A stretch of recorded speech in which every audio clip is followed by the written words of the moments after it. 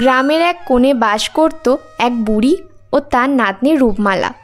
রূপমালা ছিল যেমন সুন্দরী তেমনই গুণবতী। রান্না থেকে ঘরের সমস্ত কাজ, যেমন ঝাড় দেওয়া, ঘরের রান্না করা, সে একা হাতেই করত। তার খেলার সঙ্গী বলতে ছিল বনের গাছপালা ও পশু পাখি। সকাল থেকে ঘরের কাজ সেরে সে চলে যেত বনের দিকে তাদের সাথে খেলবে বলে।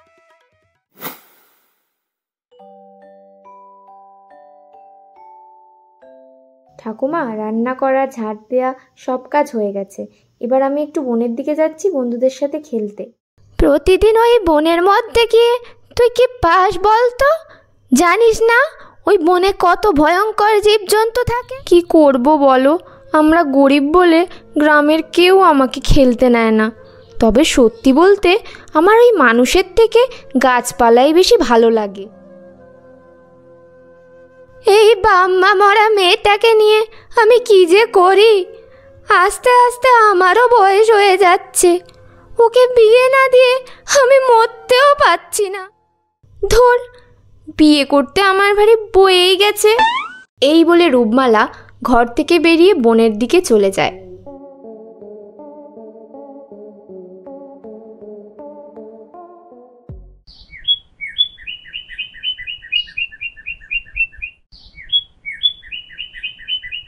কি গো রূপমালা, আজ আসতে এত দেরি করলে?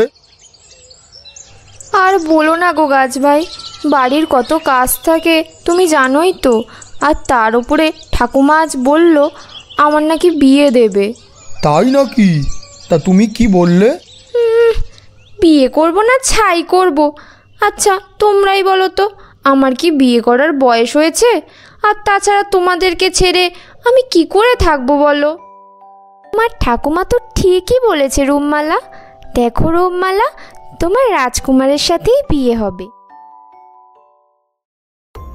এমন সময় সেই পথ দিয়ে যাচ্ছিল এক বাঘ। সে রূপমালাকে দেখে মুগ্ধ হয়ে যায়। আর তারপর তাদের বন্ধুর কথা শুনে মনে মনে ভাব, বাহ, কেই অপূর্ব সুন্দরী! এই সুন্দরী যদি আমার বউ হয়, বনের সবাই আমাকে খুব সম্মান করে চলবে। যাই, ওদের কাছে গিয়ে বিয়ের প্রস্তাবটা দিই তাহলে।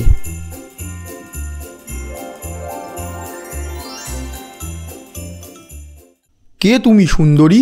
তোমাকে তো অপূর্ব দেখতে। আমি তোমাকে বিয়ে করতে চাই। আর টুনি তো ঠিক কথাই বলেছে, তোমার রাজকুমারের সাথেই বিয়ে হবে, কারণ আমি হলাম এই বনের রাজা।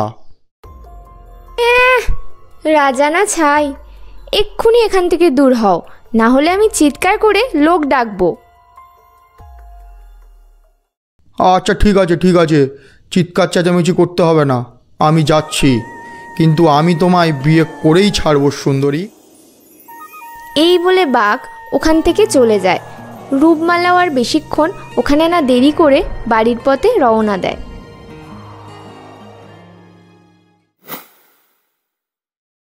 জানো তো ঠাকুমা, আজ বনে বজ্জাত বাঘ আমাকে বিয়ের প্রস্তাব দিচ্ছিল। আমিও মুখের ওপর না করে দিয়ে চলে এসেছি। কি বলছিস রূপমালা? তোকে আর ওই বনে যেতে হবে না। না ঠাকুমা, ওই বনে না গিয়ে আমি থাকতে পারবো না। ওই বাঘের ভয় তো একদমই নয়। এই বলে রূপমালা ঘর থেকে বেরিয়ে যায়। বাঘ ঘরের পিছন থেকে তাদের এই সমস্ত কথা শুনছিল। এখন রূপমালা ঘরে নেই দেখে সে ঘরের মধ্যে ঢোকে। ওরে বাবা রে, এ তো বাঘ, আমায় খেয়ে ফেললো রে। এই বুড়ি, চুপ কর বলছি। বেশি চিৎকার করলে তোর মুন্ডুটা ধর থেকে ছিঁড়ে নেবো এক্ষুনি। চুপচাপ মন দিয়ে শোন যা বলছি আমি। আচ্ছা, আমি চুপ করছি, বলো কি বলবে। তোর যে ওই নাতনি আছে না রূপমালা, ওকে আমার খুব পছন্দ হয়েছে, ওকে আমি বিয়ে করব। না, এটা কি করে সম্ভব? তুমি বাঘ, জঙ্গলে থাকো, আর আমরা মানুষ। এটা কখনোই সম্ভব নয়। আর ওর বিয়ে আমি তোমার সাথে দিতে পারবো না। এই বুড়ি, তোর সাহস তো কম নয়, তুই আমাকে মানা করিস? তোর ওই নাতনি প্রতিদিন জঙ্গলে খেলতে যায় না? বিয়ে না দিলে তোর ওই নাতনি জঙ্গলে খেলতে যাবে, কিন্তু আর ফিরে আসবে না, সোজা আমার পেটে চালান হয়ে যাবে, আর তারপরেই তোর পালা আসবে। তুই কি চাস? ভালোই ভালোই বিয়েটা দিয়ে দে, না হলে দুজনকেই মেরে শেষ করে দেব। বাবা মরা মেয়েটার সাথে ওরকম করো না। আচ্ছা, আমি দেখছি ওকে বুঝিয়ে। ঠিক আছে বুড়ি, আমি কিন্তু কাল আবার আসবো, আর তুই যদি রাজি করাতে পারিস তাহলে তোকে অনেক টাকা দেব। এই বলে বাঘ ঘর থেকে বেরিয়ে যায়। কিছুক্ষণ পরেই ঘরের মধ্যে আসে রূপমালা। মা রে, তুই ওই বাঘকে বিয়ে করে নে, না হলে ও তোকে মেরে ফেলবে। কি বলছো ঠাকুমা? ওই বাঘকে বিয়ে করার থেকে আমার মৃত্যু অনেক ভালো, কিন্তু আমি ওই বাঘকে বিয়ে করব না। তুই যদি ওই বাঘকে বিয়ে না করিস তাহলে আমার মরা মুখ দেখবি, এই বলে দিলাম। এ তুমি কি বললে ঠাকুমা? আমার মা বাবা মারা যাওয়ার পর থেকেই তুমিই আমার কাছে সব। না ঠাকুমা, আমার জন্য তোমাকে মরতে হবে না, আমি এই বিয়েতে রাজি। এই বলে কাঁদতে কাঁদতে রূপমালা ঘর থেকে বেরিয়ে যায়, ছুটতে ছুটতে বনের মধ্যে চলে যায়।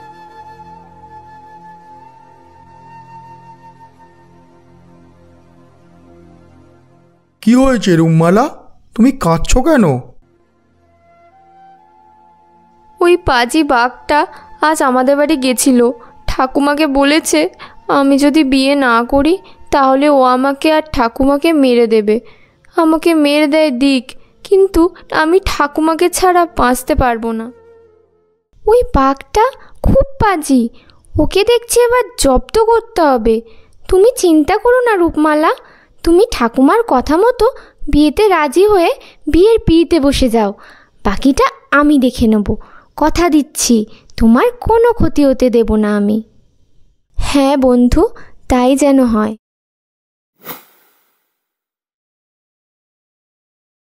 কিরে বুড়ি, রূপমালাকে রাজি করিয়েছিস তো?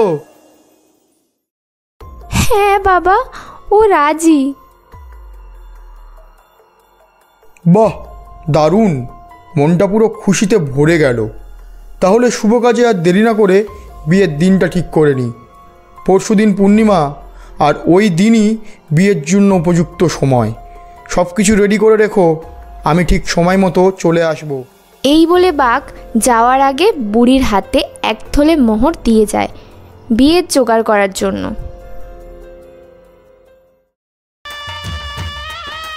অবশেষে আসে সেই দিন।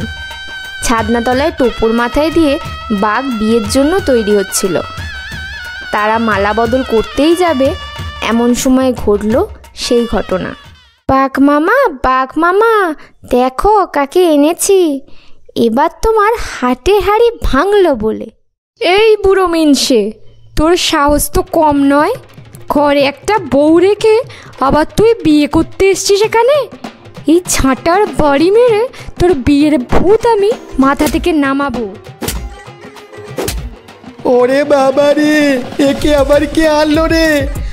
বউ, আমি আর জীবনে বিয়ে করব না, আমাকে ছেড়ে দাও। আমি আর কোনো মেয়ের দিকে তাকাবো না, এমনকি তোমার দিকেও তাকাবো না। বাঁচতে চাইলে এখান থেকে পালাই এক্ষুনি।